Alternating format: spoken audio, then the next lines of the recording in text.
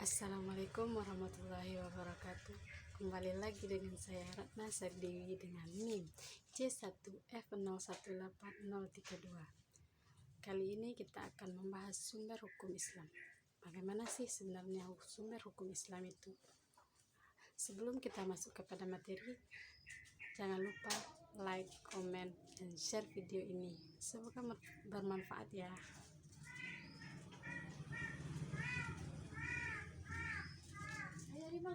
Pengertian sumber hukum Islam. Sumber hukum ialah segala sesuatu yang melahirkan atau menimbulkan aturan yang mempunyai kekuatan yang bersifat mengikat, yaitu peraturan yang apabila dilanggar akan menimbulkan sanksi yang tegas dan nyata. Sumber hukum Islam ialah segala sesuatu yang dijadikan pedoman atau yang menjadi sumber syariat Islam, yaitu Al-Quran dan hadis Nabi Muhammad SAW. Yang pertama yaitu Al-Quran. Al-Quran ialah kalam Allah sebagai mukjizat yang diturunkan kepada Nabi Muhammad melalui utusan Allah, yaitu malaikat Jibril, untuk digunakan sebagai pedoman hidup bagi manusia dalam mencapai kebahagiaan dunia maupun akhirat. Al-Quran adalah sumber atau dasar hukum yang utama dari semua ajaran dan syariat Islam. Ayat Al-Quran diturunkan kepada Nabi Muhammad dengan beberapa cara dan keadaan, antara lain yaitu: yang pertama, malaikat memasukkan wahyu ke dalam hati Nabi Muhammad. Yang kedua, malaikat menampakkan dirinya kepada Nabi Muhammad berupa seorang laki-laki yang mengucapkan kata-katanya. Yang ketiga, wahyu datang seperti gemerincing lonceng. Yang keempat, malaikat menampakkan diri kepada Nabi Muhammad benar-benar sebagai rupa aslinya.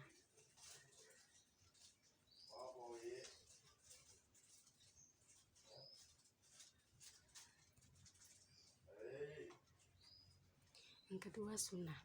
Hadis adalah ucapan Rasulullah tentang sesuatu yang berkaitan dengan kehidupan manusia dan tentang suatu hal, atau disebut pula sunnah qauliyah. Hadis merupakan bagian dari sunnah Rasulullah.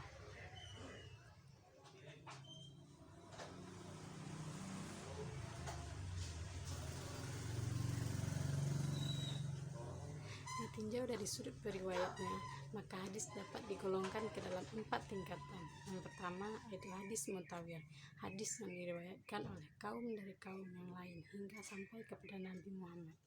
Yang kedua, hadis masyhur, hadis yang diriwayatkan oleh sejumlah orang kemudian tersebar luas.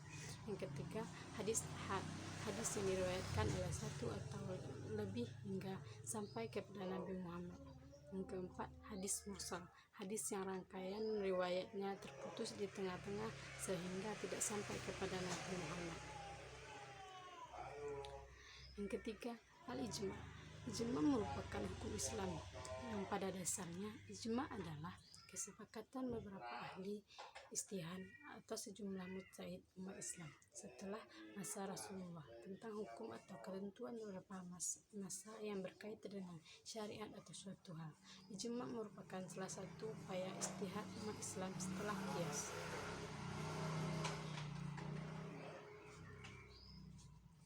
Yang keempat, al-qiyas. Qiyas adalah menyamakan suatu peristiwa yang tidak ada hukumnya dalam nas kepada kejadian yang lainnya hukumnya dalam nas karena adanya kesamaan dua kejadian dalam hukumnya. Arti perkataan bahasa Arab qiyas adalah bahas ukuran atau timbangan, persamaan, dan menurut istilah usul fiqh yaitu menciptakan atau menyalurkan atau menarik suatu garis hukum yang baru dari garis hukum yang lama dengan maksud memakaikan garis hukum yang baru itu kepada suatu keadaan karena garis hukum yang baru itu ada persamaannya dari garis hukum yang lama. Mukjizat Al-Quran. Yang pertama, keindahan seni bahasa Al-Quran atau balaghah tidak hanya diakui oleh kalangan sastrawan Arab saja, tetapi juga diakui oleh para ahli yang telah mendalami dan mengkaji Al-Quran. Yang kedua, kebenaran pemberitaan Al-Quran tentang keadaan yang terjadi pada abad-abad silam yang terbukti benar dan sesuai dengan kebenaran rasional. Yang ketiga, pemberitaan Al-Quran tentang hal-hal yang akan terjadi pada masa yang akan datang, juga merupakan kebenaran yang tidak dapat terbantahkan.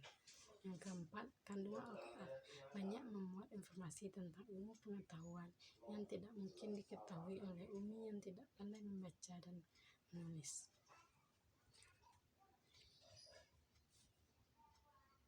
Fungsi dan peranan Al-Quran. Yang pertama, Al-Huda, yaitu petunjuk. Al-Quran berfungsi sebagai petunjuk. Al-Quran menjadi petunjuk bagi umat Islam secara umum, petunjuk bagi orang yang bertakwa, petunjuk bagi orang yang beriman. Yang kedua, Al-Quran sebagai pemisah atau furqan. Fungsi Al-Quran sebagai pemisah antaranya memisahkan dan hak dan yang batil, antara benar dan yang salah. Yang ketiga, asyifa atau obat. Al-Quran merupakan obat bagi segala penyakit yang ada pada manusia. Yang keempat, al-mauizah atau nasihat. Al-Quran juga berfungsi sebagai pembawa nasihat bagi orang-orang yang bertakwa dan sebagai sumber hukum ajaran Islam. Fungsi sunnah. Yang pertama, menguatkan hukum yang telah ditetapkan Al-Quran, memberikan keterangan ayat-ayat Al-Quran dan menjelaskan rincian ayat-ayat yang masih bersifat umum, membatasi kemutlakannya, mengkhususkan keumumannya, menciptakan hukum yang baru yang tidak ada di dalam Al-Quran. Fungsi ijma. Ijma terhitung sebagai dalil yang mutakafak, tentunya setelah ada legalisasi kehujahan pada ijma itu sendiri, sehingga apabila gugatan untuk menggagalkan sesuatu yang sudah dilandasi ijma, maka akan merongrong terhadap kesakralan agama. Yang kedua, menghilangkan ambiguitas teks-teks agama, seperti adanya kemungkinan takwil atau tidaknya, kesahihan teks hadis atau tidaknya, dan seterusnya. Maka di saat ada ijma dari para ulama, maka dengan sendirinya semua kemungkinan itu akan hilang. Fungsi kias. Kemungkinan al-qiyas sebagai pengembangan hukum ialah karena dalam kenyataan objektif dari nas-nas Al-Quran dan As-Sunnah ada yang menegaskan alat hukum atau sekurangnya dapat dilacak motivasi hukumnya. Al-qiyas merupakan metode ijtihad dan sarana penggalian hukum bagi peristiwa yang tidak disebut secara tegas dalam nas. Al-qiyas berfungsi dan berperan sangat penting dalam mengungkapkan hukum peristiwa yang tidak disebut dalam al-nas.